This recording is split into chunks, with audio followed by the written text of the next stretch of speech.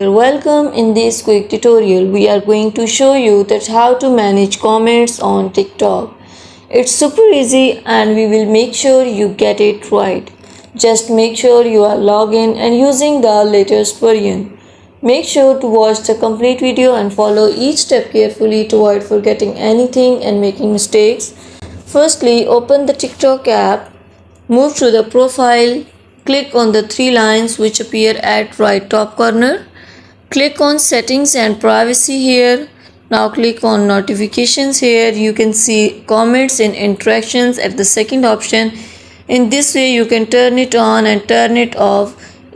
By turning it on and off you can manage comments on TikTok.